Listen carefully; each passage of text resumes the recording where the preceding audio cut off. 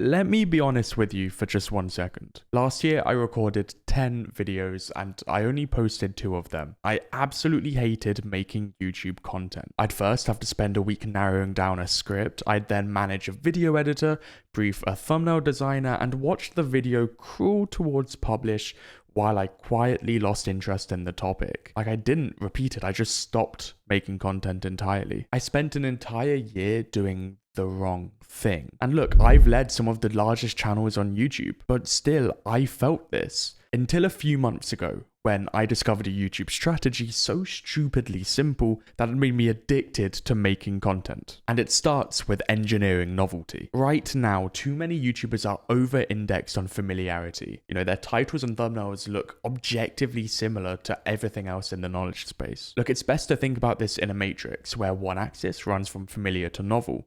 This is whether you're explaining something in a new way or you're explaining completely new information. Now, the other axis runs from general to specific, which means whether you're giving principles and theory or you're showing real documents, concrete proof, or actual artifacts in your videos. And right now, most creators are sitting in that bottom left corner. They have a familiar promise and they're delivering it in a general way. But it's so clear that the videos that outlier tend strongly towards the top right. They are novel enough to stop a viewer from scrolling, but specific enough to prove that their promise is real. Look, my job is to spend hours going through different videos for clients, and so I rarely get excited about a video anymore, but these 3 recently caught my attention, and I won't stop talking about them. Let's look at the first. A working architect posted the design portfolio that got me into Harvard and MIT. This is a 60-minute narrated walkthrough of the actual 60-page document that got him into both graduate programs simultaneously. The thumbnail is practically nothing. And look, it comes across as if he forgot to put a thumbnail on the video. You know, it's just a guy and a PDF. But it's a rare primary source into what would otherwise be quite an opaque admissions process shown to an audience of architecture students who had never seen this before. And the other video, 3 AM dopamine morning routine as a doctor in rural UK. And this one blew up. I mean, it got 3 million views, 556% above the channel average. And this video absolutely earns these numbers because it stacks 3 very specific parts of her life that in combination no one else can claim. You know, she has the timestamp, the 50-hour work week. She has the hospital accommodation. She has the certain type of curry she had for breakfast. All of the unglamorous detail is what makes this specific and feel real. And real is why people watch it. And this is the important part. Don't give fake stories or straw man, and don't invent composite characters just to prove a point. These are very obvious tells of a generated content trying to fake authority. A real artifact, you know, an actual PDF or a real notebook or the actual morning routine is something that no competitor would be able to reproduce. But all of this means nothing if you're not addicted to making content. And we need to first talk about the YouTube hamster wheel. Look, first you find a video that outperformed in your space, you then copy its structure, translate the topic into your niche because someone has already proved that the demand exists. Look, this just doesn't work. I absolutely hate outlier theory because it empirically doesn't work. The obvious problem here is that an outlier happens to be more of a local accident than a repeatable formula.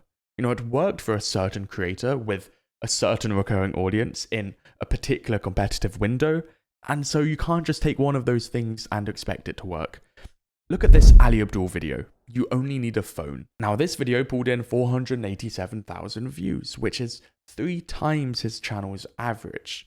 But if someone were to copy this video, it just wouldn't work. It worked for Ali because of his returning audience, because of his existing trust, which he has to speak on this topic, built upon years of accumulating credibility. His title and thumbnail are objectively terrible, but while they feel intuitively like the easiest thing to copy, they are the least important thing about that result. What you do want to do is extract causal principles.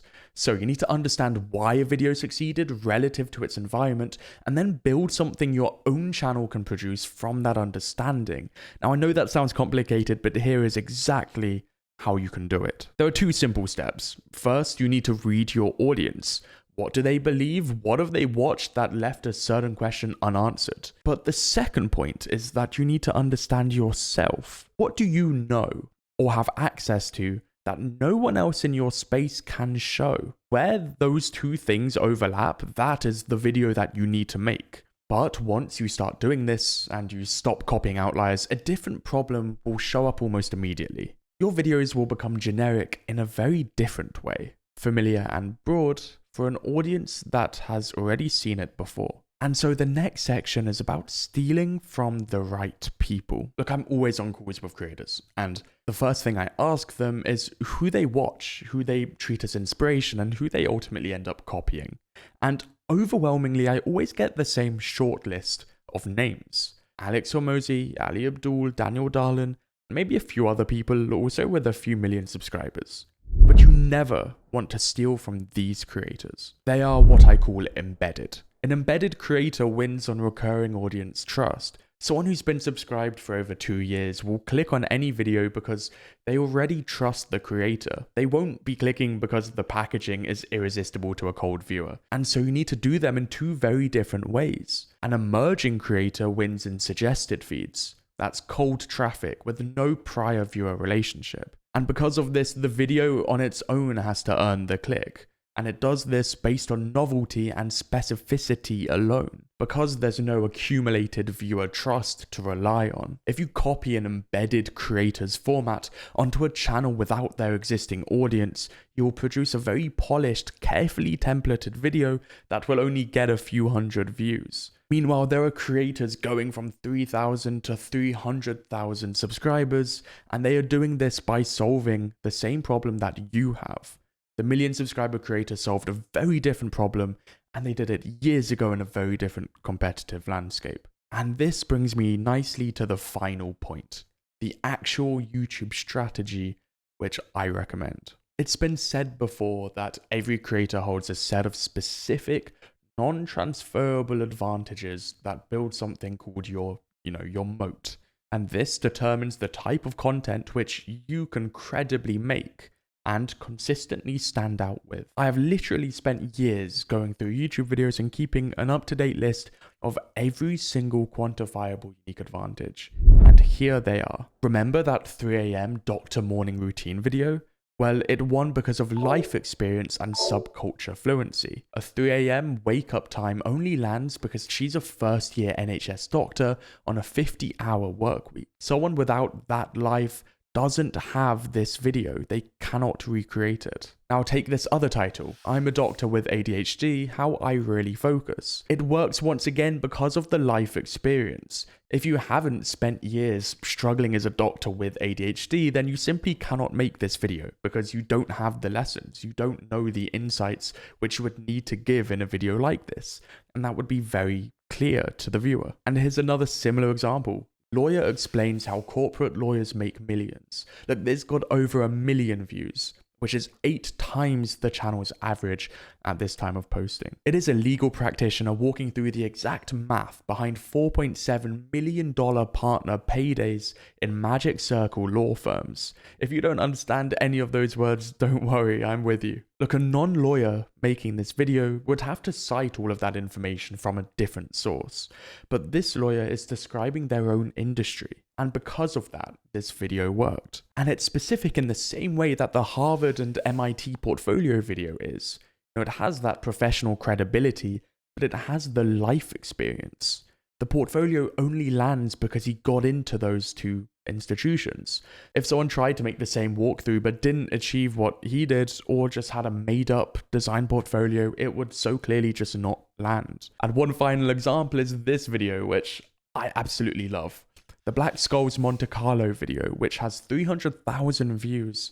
But look at it. Look at the thumbnail, look at the title. It is a quant practitioner running 100,000 simulations live in a Jupyter Notebook app. It has the professional credibility, it has the subculture insider fluency, it has the hard skill fluency. And without his quant background, the same proof would just read as a tutorial. Literally, it just wouldn't land. There were videos about the same topic with not even 1% of the viewership. But because of that life experience advantage and that label of being a quant, it comes across as insider access, and people die for this stuff. In each of these cases, if you remove the unique advantage tags that were behind these videos, the video would collapse entirely.